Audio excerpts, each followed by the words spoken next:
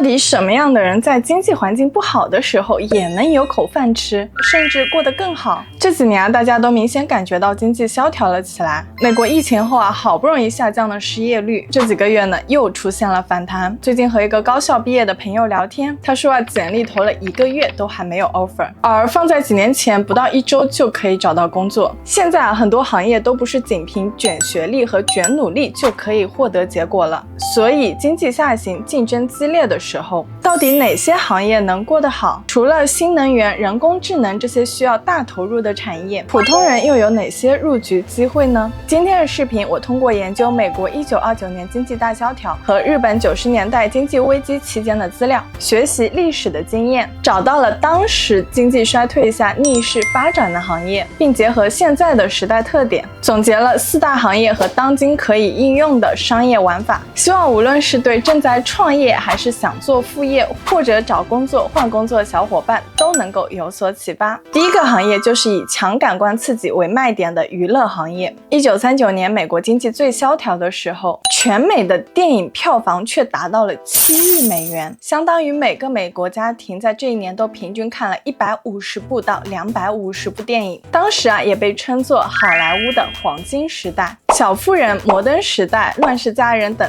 都诞生于那个时代。2008年次贷危机引发全球金融海啸，各行业都呈现出低迷的态势，但美国本土的电影票房却高达93.3亿美元，比前一年增长5.4%。这些都说明在经济危机的环境下，压力越大，人们越想要娱乐和轻松。而现在的短剧、直播、特色陪玩越做越极端的密室逃脱，其实走的都是这个路线，人们都在寻求一个情绪的宣泄口。所以在这个时候，谁能够给大众提供足够强的感官刺激，让他们把一直压抑的情绪爆发出来，他们就会为谁付费。比如短剧，很多人看它就是为了爽感，偶遇霸道总裁爱上我，受欺负赘婿逆袭翻身，负债千万穿越回古代做皇帝等等，实际上都是一种情绪消费。而最近短剧出海就是蓝海赛道，2023年海外短剧市场规模高达650亿美元，约为中国国内市场的12倍。那今年上半年的时候，我就为大家解析过短剧出海这个赛道，包括普通人如何用 AI 去做短剧出海的短视频。很多人通过这个做副业赚的已经超过主业了。美国著名导演吕克·贝松讲过一句话：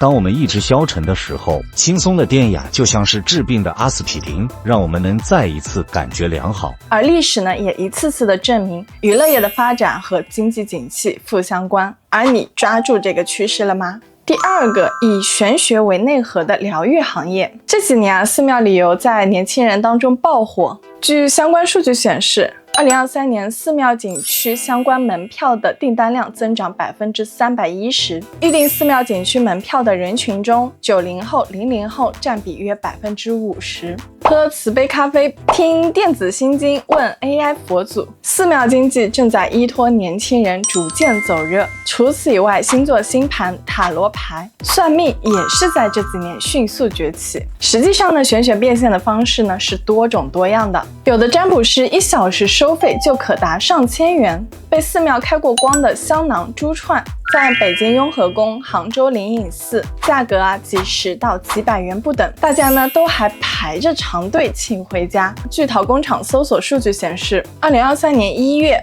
年轻人消费财神冰箱贴、转运手机壳等年货产品的搜索指数增长323%。有的店铺每天都可以卖出3000个冰箱贴，门店日流水高达5万元。对情感关系的不安，对旧有形式的未知，都让越来越多的人选择拥抱玄学。我在前几个月呢，也在频道里面分享过如何用 AI 做宗教教义类的视频，通过社交媒体分享宗教里面的金句，提供情绪价值，吸引粉丝，然后在橱窗中挂相关的周边产品，都是完全可行的商业变现模式。或者是我曾经爆火的这条制作治愈风景类的短视频，实际上获取都是同一批观众，也可以用类似的商业模式，就看你能不能想到了。第三个行业就是以消费降级后的中产为核心用户的美业工作室。美业作为美的重要载体之一，在经济周期中也呈现出一定的特殊性，也就是我们常说的口红效应。它指的是在经济萧条时，口红作为非生活必需品，反而销量直线上升的一种奇怪经济现象。口红呢，泛指单价比较低的奢侈品，在经济不景气的情况下，人们会倾向于选择负担得起的奢侈品，进而取代平时花费更高的消费习惯。同时呢，也能起到犒劳、满足消费欲和虚荣心的作用。2001年美国恐怖袭击导致经济通缩以后，雅诗兰黛董事长却曾说，他公司的口红销量比平时更多。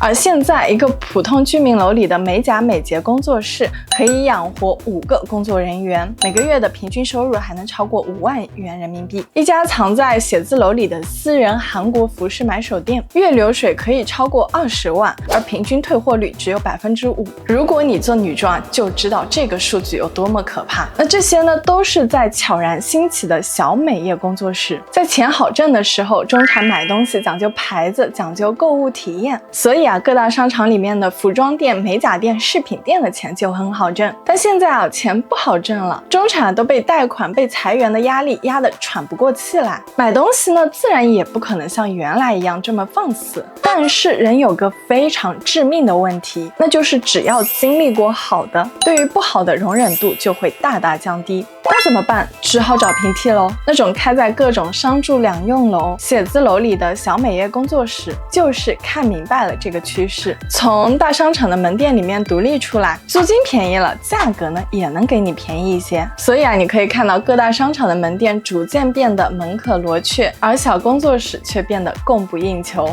第4类呢，就是以移民为目标的各类衍生行业。移民黑话就是润，也就是 run 的意思。在这几年，尤其是疫情以后尤为火爆。最开始是2022年春天上海封城的时候，话题指数就开始暴涨。据上海一家移民中介透露，仅在上海封城后的4月接到的生意，就已经是过去1年的业务量。22年全年做的移民案子，比起往年高出3倍。除此以外，这几年全球经济的衰退，尤其是中国社会的内卷氛围，996的极限工作，掏空6个钱包买房子，背一屁股债创业，让大家都从过去的经济泡沫中苏醒，决定逃离。移民经济首先带火的就是移民中介。除了传统的美英加2等英语国家，东南亚国家比如马来西亚、泰国也成为很多中国家长的陪读选择。还有这几年由于港府放宽政策以后火爆的香港优才计划，都是现在移民中介口中的热门项目。除了移民中介，很多海外华人或者是会讲中文的当地人也成为了产业链当中的一环，负责落地后的相关手续和指导。还有海外房产中介，